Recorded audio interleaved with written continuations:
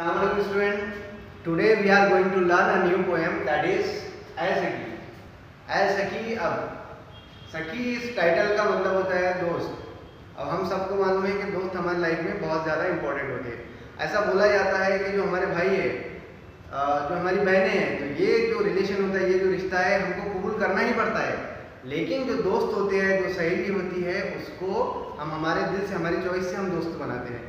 तो इंसान की ज़िंदगी के अंदर जो फ्रेंड्स है, सहेली है, इसका बहुत बड़ा इम्पोर्टेंस है. हम हमारी ज़िंदगी का जो जितनी सारी प्रॉब्लम्स है, हम किसी से नहीं शेयर करते, लेकिन सबसे ज़्यादा जो हम शेयर करते हैं हमारे प्रॉब्लम्स, वो हमारे. तो यहाँ पे देखिए ऐसे कि इस पोएम को अमीर खुसरो, ये जो बहुत मशहूर एक कवि होके गुजरे हैं, जो कि 13वीं सेंचुरी में 13वीं सदी के अंदर ये गुजरे हैं. और इनका पूरा नाम था अबुल हसन मोइनुद्दीन मोहम्मद खुसरो. लेकिन जो लिटरेचर है, हिंदी लिटरेचर, उर्दू लिटरेचर, फारसी लिटरेचर, तीनों ही लिटरेचर में इन्होंने अपना योगदान दिया है, लिखा है. लेकिन ये सबसे ज़्यादा फेमस हुए हैं ये नाम से नहीं, बल्कि अमीर खुसरो के नाम से. तो अमीर खुसरो की एक खास बात ये थी कि उन्होंने हिंदी लैंग्वेज में तो लिखा ही, लेकिन हिंदवी में भी लिखा. तो हिंदी का ही एक अलग फॉर्म है हिंदवी, जिसमें इस तरह के जो इस पोएम के अंदर जो वर्ड यूज़ किए वो हिंदवी के है.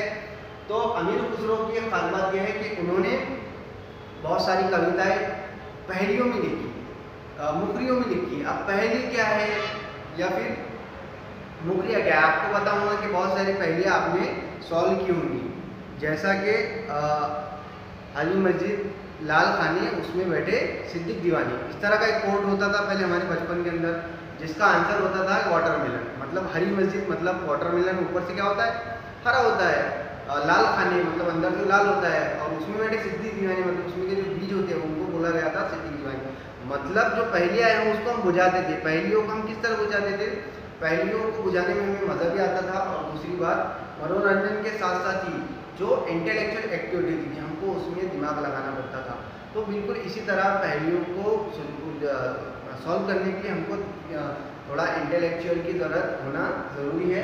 तो इसी तरह इन्होंने इस पोएम के अंदर अमीर खुसरो में 9 मुखरियों का इस्तेमाल किया गया है. तो जिसको सॉल्व किया गया है इस कविता के अंदर, एक सहेली दूसरी सहेली से पहली पूछ रही है, दूसरी जवाब दे रही है, लेकिन उसका जवाब बिल्कुल गलत आ रहा है. और बाद में जो पहली सहेली जो उससे सवाल पूछ रही है वही उसका जवाब दे रही है. इस तरह की ये हमारी कविता है. तो हम यहाँ पे एक एग्जाम्पल देख लेते हैं पहेली की. पहेली का मतलब क्या होता है, एक कोड लैंग्वेज, एक कोड दे दिया जाता है, कुछ इशारे दिए जाते हैं, और उन इशारों को समझकर हमको आंसर ढूंढना पड़ता है. तो यहाँ पर एक पहेली है, देखिए इन दो चीज़ों में, ये है हमारा लॉक और ये है हमारी की. तो इन दो चीज़ों को मिलकर एक सब्जी का नाम बनता है. बताइए आप, ये लॉक और ये की, लेकिन उर्दू लैंग्वेज के अंदर लौकी, तो लौकी एक सब्जी है. तो इस तरह ही हमको मुखरियों को सॉल्व करना पड़ता है. तो हम देखते हैं इस पोएम को, हम डायरेक्ट बढ़ते हैं इस कविता की तरफ. तो यहाँ पे अमीर खुसरो के बारे में एक चीज़ और बता दूं मैं आपको कविता शुरू होने से पहले, कि ये 13वीं सदी के फारसी के बहुत मशहूर, फारसी के, हिंदी के और हिंदी के मशहूर शायर थे. और उसके बाद जो दिल्ली के अंदर निज़ामुद्दीन औलिया है, उनके ये शागिर्द थे. और जब इनका इंतकाल हुआ था 1325 के अंदर, तो इनको जो बरीड किया गया वो ख्वाजा निज़ामुद्दीन औलिया के दरबार के अंदर ही इनका टॉम है. जब भी आप जाओगे दिल्ली तो आपको अमीर खुसरो की जो टॉम है वो देखने को मिल जाएगी. तो हम शुरू करते हैं हमारी कविता को. तो देखिए कविता यहाँ से स्टार्ट हो रही है कि पहली मुखरी है, मतलब पहली है, इसको पहचानती है और इसका आंसर मिलता है. तो देखिए इसमें रात समय वह मेरे आगे, भोर भये वो घर उठी जागे, यह अचरज है सबसे न्यारा, ऐसा की साजन ना सकी तारा. अब यहाँ पे देखिए रात समय वो मेरे आगे, भोर का मतलब होता है मॉर्निंग, सुबह. अचरज का मतलब होता है आश्चर्य, हैरत. इसका मतलब देख लेते हैं हम पहले दो लाइन्स का. जब रात होती है, रात के टाइम में वो आता है, पहला इशारा दिया गया है, हमको पहचानना है कि कौन है. रात के टाइम में वो आता है, भोर भवे वह घर उठी जागे, जैसे ही सुबह होती है तो वो क्या करता है, वो घर को वापस चला जाता है, रिटर्न चला जाता है।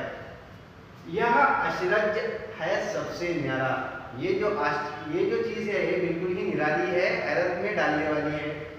ऐसा की साजन, अब यहाँ पे ये एक सहेली है, उसकी सहेली से फ्रेंड से क्वेश्चन कर रही है कि बता भाई, सुबह आता है और रात में क्या मॉर्निंग होते ही चला जाता है, रात में वो आता है और हमको हैरत में डाल देता है, पता है कौन सी चीज है?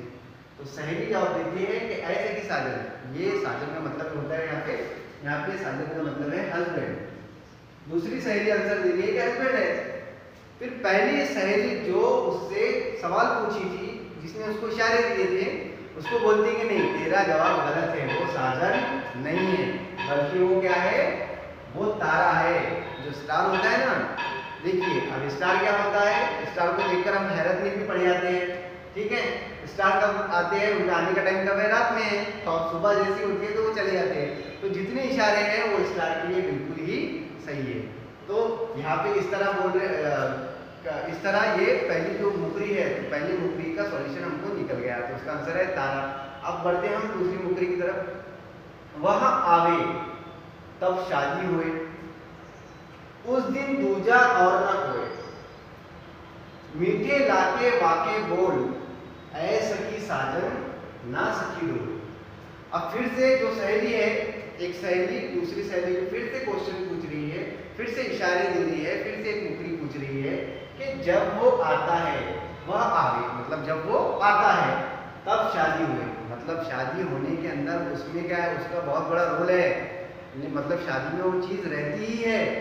उस दिन दूजा और ना कोई, उस दिन दूसरा किसी की जरूरत नहीं है, मतलब अगर दूसरी चीज नहीं मिली तो चलेगा, लेकिन इसका रहना बहुत जरूरी है।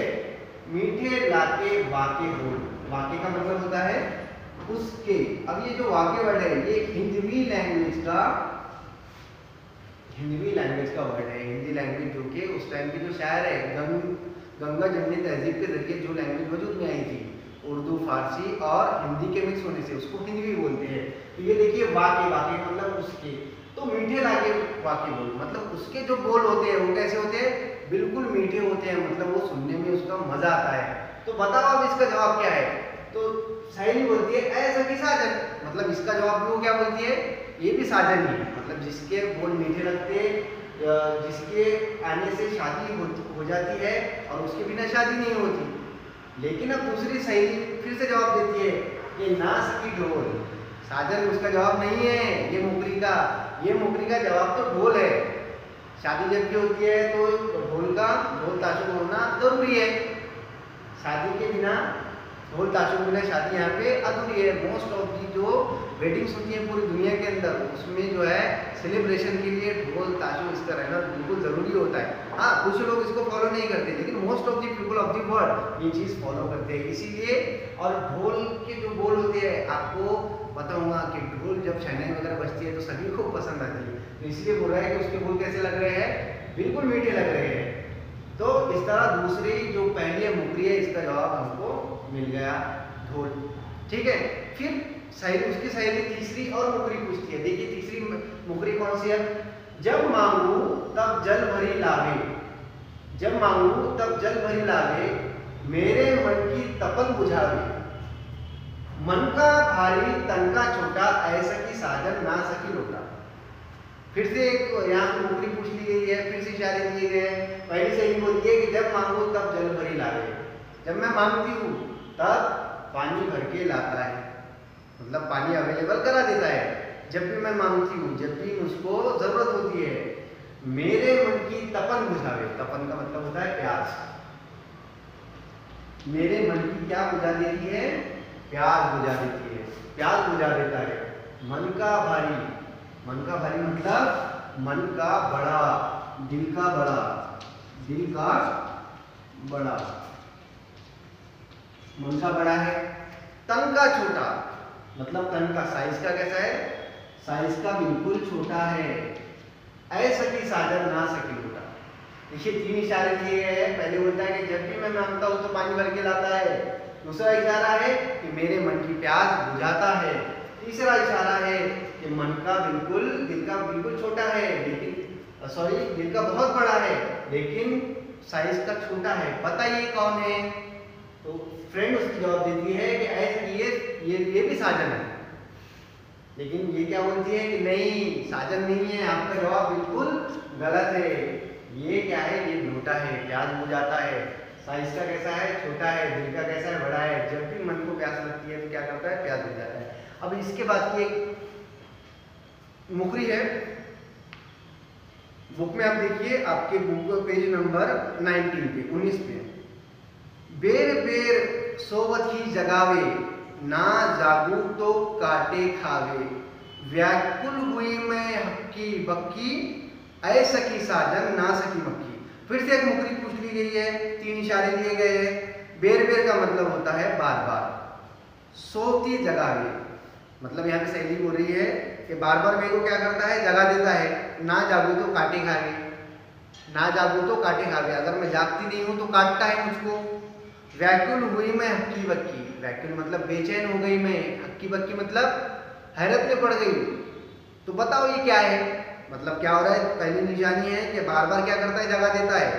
दूसरा क्या करता है? अगर नहीं जागो तो काटता है। तीसरा कि भाई इसकी वजह से मैं बेचैन हो गई, आश्चर्यचकित हो गई। तो बताओ इसका जवाब क्या है? इस मुखरी का जवाब क्या है? तो फिर से पहली सहेली फिर से वही जवाब देती है कि हस्बैंड, ऐसा कि साजन। लेकिन फिर से पहली सहेली बोलती है कि नहीं, इसका जवाब साजन नहीं है, इसका जवाब है मक्खी। मक्खी क्या करती है? सेम वही चीज, सोने देती है कि परेशान करती है। और मक्खी के आने से क्या हो जाता है? अगर मक्खी इधर से मंड रही है हमारे आसपास में, हम परेशान हो जाते हैं और व्याकुल बेचैन हो जाते हैं और वो काटती भी है। तो इस तरह से 4 मुखरियाँ आज हमने देखा है। इंशाल्लाह इसके बाद 5 मुखरियाँ और बची है। तो किस तरह से इन मुखरियों को अमीर खुसरो ने अपनी कविता में पुराया है, ये हम फिर से कल देखेंगे इंशाल्लाह। I hope you will be understand these things. If you have any confusion and doubts, you can directly ask me on the comment box. Allah Hafiz, we will meet tomorrow.